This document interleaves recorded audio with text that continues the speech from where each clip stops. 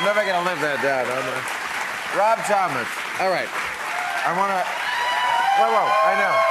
I love him too, but we only got about 3 minutes to talk, and I want to talk to him. I wish we had about 30 minutes, but I want to ask you a bunch of things because I've been a fan of yours a long time.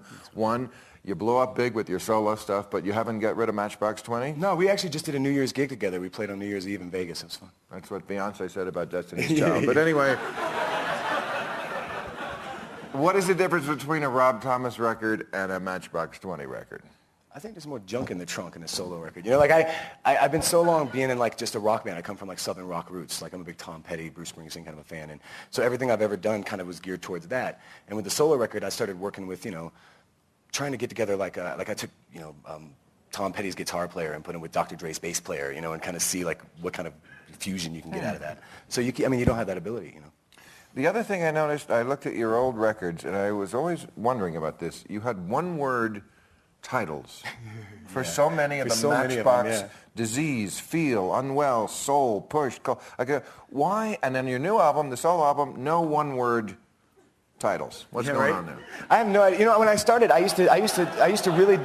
It was purposely, when I first started, I thought it was like I was really high on myself, and I thought it would be really cool if I thought, well, the title gives you too much to think about, so let's just break it down to like one bare essential word, and so you don't have too much to think about before you hear the song, and you're not just waiting for that line to come back around and come back around again. And so many of the songs, Disease, Unwell, Cold, Damn, Argue, Shame, Hang, Busted, Downfall.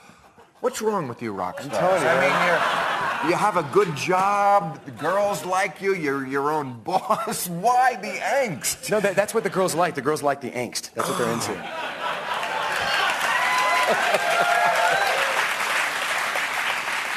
The angst, and that's why the angst and the and like I got my my angry independent filmmaker little Sundance scruff going on. Yes.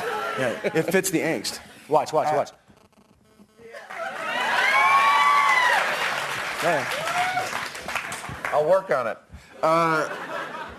So you wrote Disease, I love that record, with Mick Jagger? Yeah. Okay, why didn't he get it?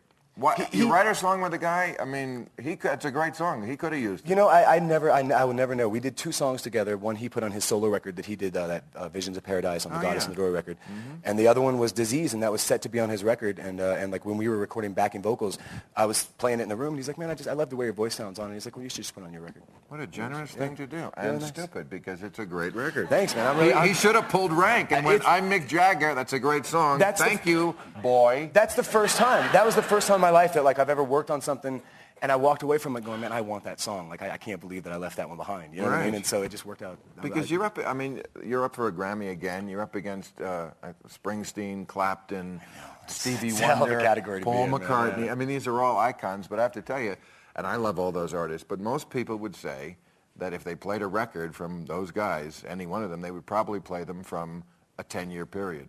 I think most musicians get about a 10-year window. Yeah. They may keep working, but the Rolling Stones... But then they come back around. Bruce Springsteen's Devils and Dust, man, that's a beautiful record. I think it's one of his best records he's made. But it doesn't get the acclaim. Maybe, is it just the media, or do you think there is a window for musicians? I think people are ageist in our society. And I believe you get to a certain point where the work is just as good, and there's just as valid, and it's just...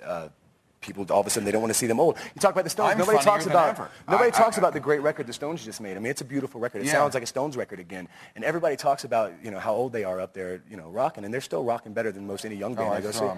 They're amazing. They put it to shame. Thank you for being with us on our maiden voyage, Rob Thomas, everybody.